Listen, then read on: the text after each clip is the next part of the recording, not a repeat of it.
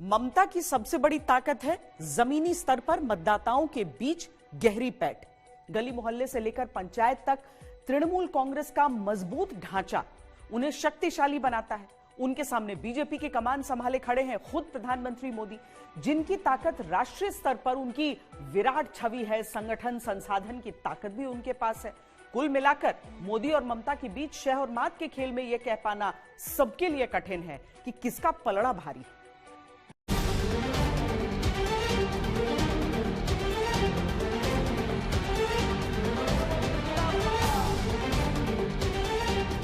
खेला तो हो गया, खेला खत्म है। कांग्रेस, सीपीएम, टीएमसी टेस्टेड हो गया, कुछ नहीं मिला।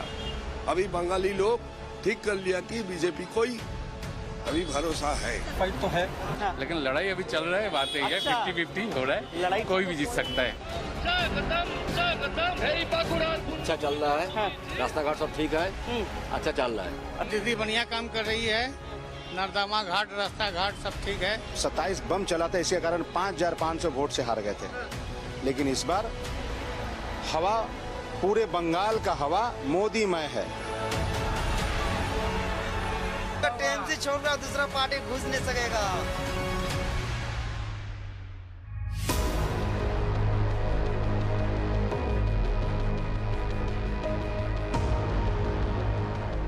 बंगाल में प्रचार का ये शोर अब शांत पड़ चुका है।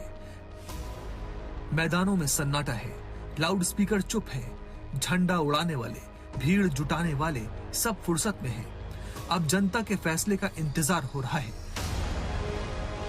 नतीजा चाहे जो हो, लेकिन बंगाल का चुनाव पहली बार इतने भव्य स्तर पर लड़ा गया था। बंगाल ने इससे पहले कभी ऐसा जटिल चुनाव नहीं देखा था। न इतने नए चेहरे देखे, न इतनी व्यवस्था देखी।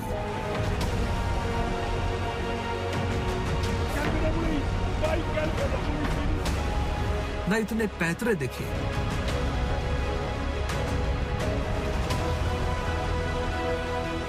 न इतने पहरेदार देखे, और न नतीजों की ऐसी प्रतीक्षा देखी।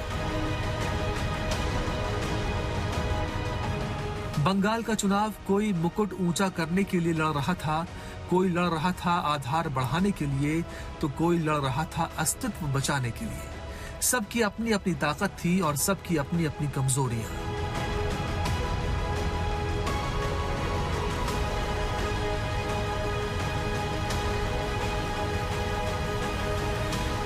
बंगाल में ममता बनर्जी की सबसे बड़ी ताकत दीदी वाली छवि है, जो सड़कों पर संघर्ष करके सत्ता तक पहुंची है।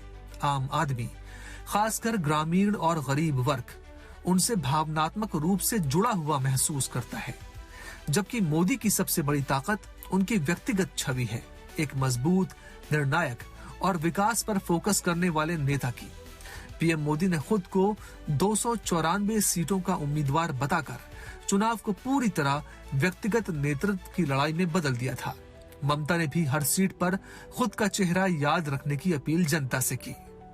बंगाल में जहां जहां गया हूं, बंगाल के लोगों का जो मैंने मिजाज देखा है, मैं इस विश्वास के साथ वापस जा रहा हूं कि 4 मई के नतीजों के बाद बीजेपी के शपथ ग्रहण समारोह में मुझे आना ही है। आप कहते हैं कि बंगाल जल रहा है, बंगाल नहीं जल रहा है, आप जल रहा है। और 4 तारीख में रिजल्ट निकालेगा तो देखेंगे। 15 साल की सरकार में ममता बनर्जी को पहली बार अपनी सारी साख के एवज में वोट मांगते देखा गया। बंगाल ने यह भी देखा कि कैसे ममता बनर्जी ने अकेले दम पर पीएम मोदी को चुनौती देकर इस चुनाव को राष्ट्रीय बना दिया था। नमस्कार, जय हिंद, वंदे मातरम, खुदा हाफेज, जय जौहर, इंशाल्लाह, जय बांग्ला, जय बांग्ला, जय बांग्ला। आबार देखा होबे, फिर मिलेंगे। राहे गुलशन तो फूल खिलेंगे, और जो फूल खिलेंगे, और राहा तृणमूल तो फिर मिलेंगे। अनेक अनेक धन्यवाद, नमस्कार। दोनों नेताओं की ताकत कल्याणकारी योजनाएं भी हैं, जिनकी गूंज चुनाव प्रचार के दौरान सुनाई देती रही। बंगाल में लक्ष्मी भंडार, कन्याश्री, स्वास्थ्य साथी, ये सारी योजनाएं सीधे लोगों के जीवन को छूती हैं। खासतौर पर महिलाओं के बीच उनकी पकड़ बेहद मजबूत है, जो उनके लिए एक स्थायी वोट बैंक बन चुकी है। इसके अलावा मुस्लिम वोट बैंक भी ममता की बड़ी ताकत है। राज्य में 27% मुस्लिम आबादी है, जो लंबे समय से टीएमसी के साथ खड़ी दिखाई देती है। नए बंगाल की क्रांति का बिगुल बज गया है। मोदी के आक्रामक भाषण तो बीजेपी की बड़ी ताकत है ही, उनकी सरकार की योजनाएं भी जनता से उन्हें जोड़ती हैं। काउंटडाउन शुरू हो चुका है। फिर चाहे प्रधानमंत्री आवास योजना हो, या फिर उज्ज्वला योजना, या फिर किसानों के लिए प्रधानमंत्री किसान सम्मान निधि, सबको सीधा फायदा पहुंचा है। इसके अलावा आयुष्मान भारत से करोड़ों लोगों को फायदा हो रहा है। अगर ममता के साथ बंगाल में आज महिलाएं हैं, तो पीएम मोदी के साथ भी उनकी महिला कल्याणकारी योजनाओं के कारण महिलाओं का बड़ा वोट बैंक है। इधर तो टीएमसी का राज चल रहा है, तो इधर पे सेफ्टी, लड़की लोगों के लिए सेफ्टी नहीं है। काम धंधा भी नहीं है, कुछ भी नहीं है। इधर पे लड़की लोगों को दीदी तो बोल ही दिया है 8 बजे के बाद इधर नहीं निकलने के लिए, तो इधर पे सेफ्टी बहुत खराब है। तृणमूल गुंडाराज सब घर में जाके सब लोग को बोल दे रहा है कि अभी वोट मत दीजिए। बहुत दिन डर सह लिया, अब डरने का कोई बात नहीं, अब मैदान में उतर के लड़ना पड़ेगा।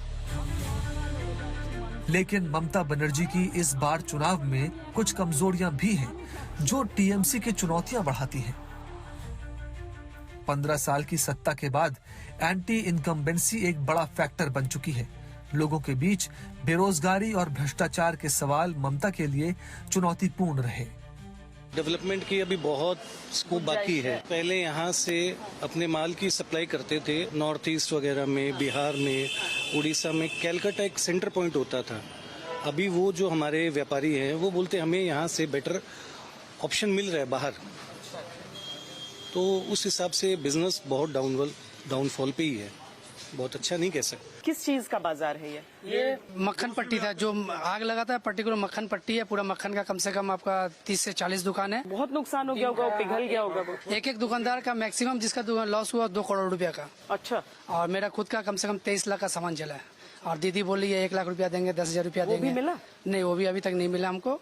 और मेरा बोलने का मतलब है जो शराब पी के मरता है उसको 2 लाख रुपया मिलता है, और एक दुकानदार का इतना बड़ा चीज नुकसान हो गया, उसको बोली है 1 लाख रुपया देंगे या 10,000 रुपया देंगे। तो हम लोग क्या, वो शराबी से भी बदतर है व्यवसाय यहाँ का। ममता की सबसे बड़ी ताकत महिलाएं हैं, लेकिन इस चुनाव में सबसे बड़ी कमजोरी भी वही बन गई है।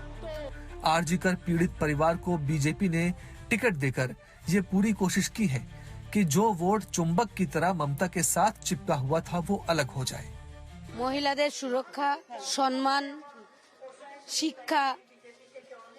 दीदी, अपनी बेटी के लिए आप क्या चाहती हैं इस समय? जस्टिस।